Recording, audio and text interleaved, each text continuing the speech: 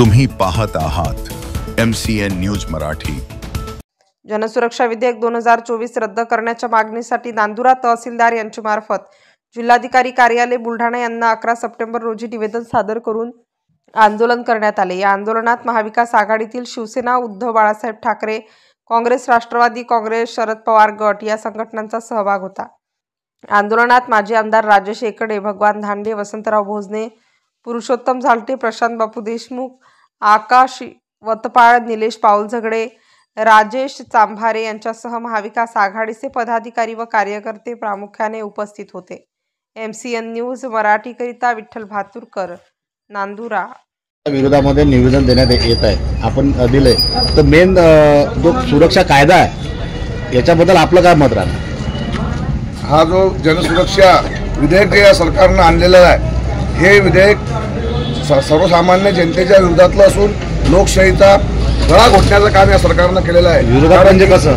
विरोधात म्हणजे असं तुम्हाला जो अधिकार असतो, जे डॉक्टर बाबासाहेब आंबेडकरांनी आपल्याला अधिकार दिलेला आहे, ते संविधानामध्ये मूलभूत अधिकार असतात। आपल्या मागण्यासाठी, आपल्या हक्कासाठी, न्याय हक्कासाठी जर एखादं आंदोलन उभं केलं, एखाद्या वेळेस जर आपल्या कुणाला अन्याय अत्याचार झाला, भ्रष्टाचार झाला, जर त्यासाठी जर तुम्ही एखाद्याशी जर तुमच्या त्या बाबतीमध्ये तुम्ही बोलले, तर तुमच्यावर तुम्ही काही लोक जमा करून कोणत्या प्रकारचं आंदोलन केलं तर हे सरकार या कायद्यामध्ये असं आहे की तुम्हाला त्याचा तुमच्यावर गंभीर गुन्हे दाखल होतील आणि तुम्ही जमानत होणार नाही। म्हणजे लोकांनी आंदोलन करू नये, लोकशाही जिवंत राहिले नाही पाहिजे असं या सरकार धोरण आहे। यांची हुकुमशाही, यांची दडपशाही हे रद्द करण्यासाठी हा कायदा रद्द होणं अत्यंत जनतेसाठी गरजेचं आहे। आणि आम्ही सर्व महाविकास आघाडीचे पदाधिकारी, नेते हे सर्व याच्यासाठी आम्ही हे आज निवेदन दिलेलं आहे। जर या सरकारने या कायदा रद्द नाही केला तर भविष्यामध्ये जनतेला रस्त्यावर उतरून तुम्हाला अजून तीव्र आंदोलन आम्हाला करावं लागेल। आपल्याला असं वाटतं की आपण जसं हुकुमशाही म्हटलं, आज नेपाळमध्ये एवढं जाडपोट चालू आहे, तर त्या असं जर कायदा जर चालू झाला तर आपल्या भारतामध्ये काय प्रतिक्रिया होणार आहे? यांनी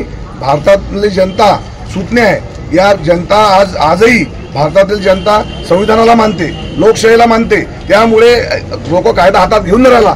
पण या मोदी सरकारचं, फडणवीस सरकारचं जे आता हे देशामध्ये जे वातावरण चालू आहे, ईडीची सारख्या संस्था असतील, यांनी सर्व संस्था, निवडणूक आयोग असेल, अनेक संस्थेवर यांनी ताबा मिळवलेला आहे। आणि असं जर जनतेच्या मनात तीव्र आक्रोश झाला तर भविष्यामध्ये हे धोका नाकारता येत नाही। जनता रस्त्यावर उतरून यांचा तीव्र विरोध करून या देशामध्ये अराजकता पसरवण्याचं काम या मोदी सरकारने, फडणवीस सरकारने चालवलेलं आहे। सुरुवातीला आपल्याला वाटतं की हिटलरशाही केव्हा चालू होईल?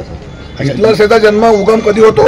ज्या वेळेस अति अत्याचार, अन्याय जनतेला असह्य होतात आणि जनता मग त्या दिवशी जास्त अन्याय झाल्यामुळे जे रस्त्यावर उतरते आक्रमकपणे, मग त्यावेळेस त्यांना कोणी रोखू शकत नाही। मग या देशातली कोणतेही जर कायदा असेल तर त्या ठिकाणी ते कमी पडेल।